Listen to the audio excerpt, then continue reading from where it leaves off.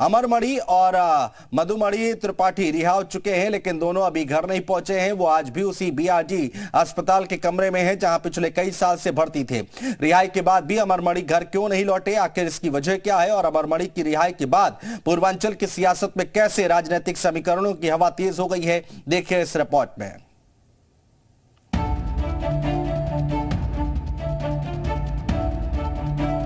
BRD अस्पताल का ये वही कमरा है जहां अमरमणि 2-4 महीने से नहीं बल्कि 10-12 सालों से एडमिट हैं। यही वजह है कि लोग इसे अमरमणि का घर कहकर बुलाते हैं।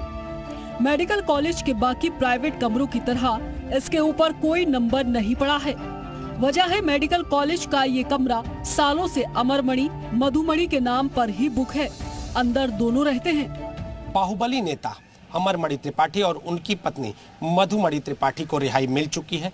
बात अगर कल की करें तो 7:15 पर उन्हें रिहाई मिली और उसके बाद से लगातार ये कयास लगाए जा रहे हैं कि अमरमणि त्रिपाठी और उनकी पत्नी मधुमणि त्रिपाठी कब बीआरडी मेडिकल के इन 2 कमरों से बाहर निकलेंगे। ऐसा नहीं है कि अमरमणि और मधुमणि को कोई गंभीर बीमारी है। डॉक्टरों के मुताबिक अमरमणि मानसिक रूप से बीमार है, जबकि उनकी पत्नी मधुमिता को सर्वाइकल है। अमरमणि की रिहाई के बाद उनके बेटे अमनमणि त्रिपाठी ने कहा, फिलहाल पिताजी का स्वास्थ्य ठीक नहीं है, जैसे ही वो ठीक होंगे यहाँ से डिस्चार्ज कराया जाएगा। सर, हमने बात डॉक्टर से आज सवेरे भी की है।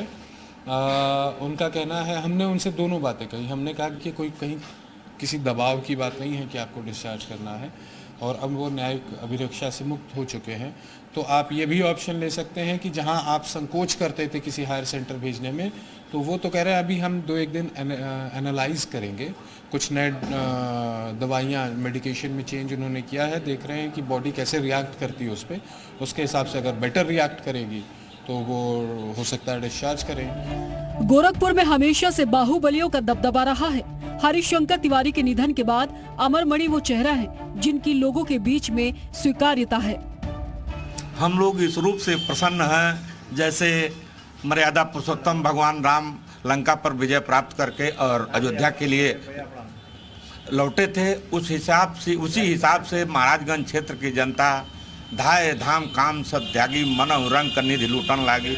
इस रूप से जनता आंखें बिछाए बैठी है और नेताजी के आने का, माननीय अमरमणि त्रिपाठी जी के आने का इंतजार हो रहा है और सब लोग आंखें बिछाए बैठे हैं। उस खुशी के पल का हम लोग इंतजार कर रहे हैं कि कब हमारी भाभी और भैया दोनों लोग घर आएंगे। अमरमणि की रिहाई के बाद पूर्वांचल के राजनीतिक समीकरण को लेकर चर्चाएं तेज हो गई हैं। चर्चा है कि पूरे इलाके की नब्ज समझने वाले अमरमणि पर्दे के आगे रहकर राजनीति करेंगे या पीछे से। हालांकि सजायाफ्ता होने के चलते अमरमणि चुनाव नहीं लड़ सकते। ऐसे में उनके आगे की सियासी धुन को लेकर गोरखपुर से महाराजगंज तक चर्चाओं का बाजार गर्म है। ब्यूरो रिपोर्ट, जी मीडिया।